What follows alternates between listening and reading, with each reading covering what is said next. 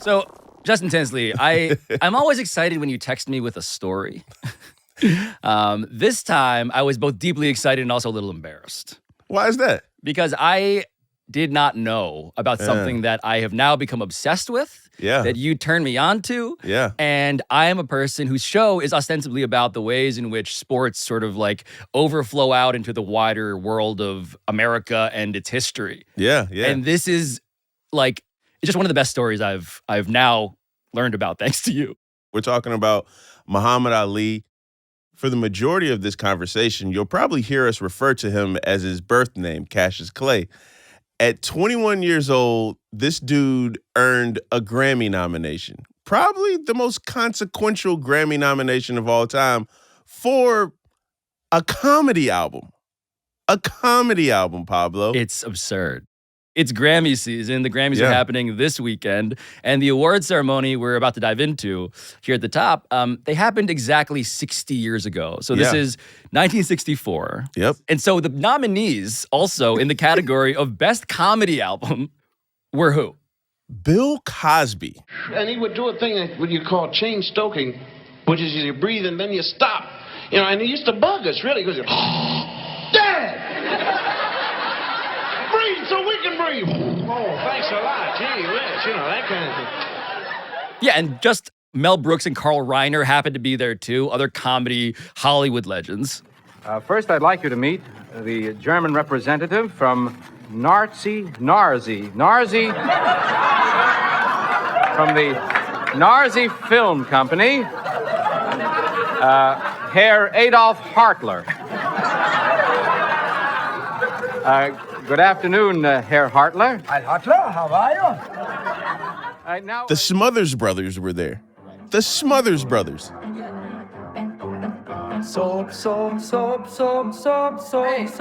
what are you doing? Trying to sing about 8 bars. And this guy, Alan Sherman, who I didn't know by name, but know certainly by song. Hello, mother. Hello, father. Here I am at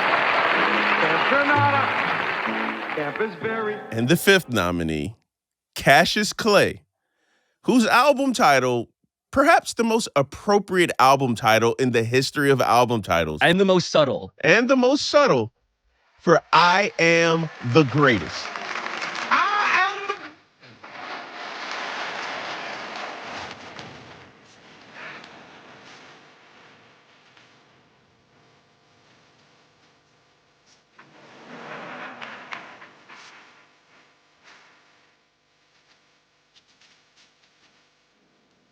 What's crazy about this thing is that it goes on to explain all of these actual enormous stories and historical events that I did know about, but now because I see it through the lens of I Am the Greatest, make just a lot more sense to me. When you look at the dates and when you look at the events associated with these dates, you're going to start to see like, wait, this led to the birth of Muhammad Ali. This led to conversations that we would have around Black Muslims, a.k.a. the Nation of Islam. This would lead to him protesting the Vietnam War. Mm-hmm. This would lead to something like the birth of hip-hop years later. And even more specifically, I don't think it's a stretch at all to say that this was arguably the first recorded diss track. And it wasn't even a diss track. It was a diss album. Over 10 tracks, right? Mm-hmm. And that's how it starts. 10 tracks of musical trash talk. And so 21-year-old Cassius Clay, his subject, his target, in full clarity, is who in 1963? Sonny Liston. And when I say his name right now, I get goosebumps saying it. Sonny Liston and I have never walked the earth at the same time. And I'm still scared of this dude. This is the most menacing guy, not just in boxing, but probably in popular culture at this point. And that's who a 21-year-old Cassius Clay was openly taunting.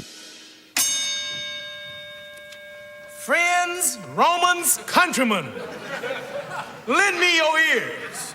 I come to bury Liston, not to praise him. I'm going to fight Sonny Liston. That is, if he doesn't chicken out. I will win that fight because I'm president of the boxing world. and this fist is my veto. I am the greatest. Mr. Liston is an old man. He's 30 years old. He has no business being in the same ring with me. I'd like to help that poor old man. I want to give him lessons, boxing lessons, talking lessons. I'll teach him anything. But since he's gonna fight me, what he needs most is falling lessons.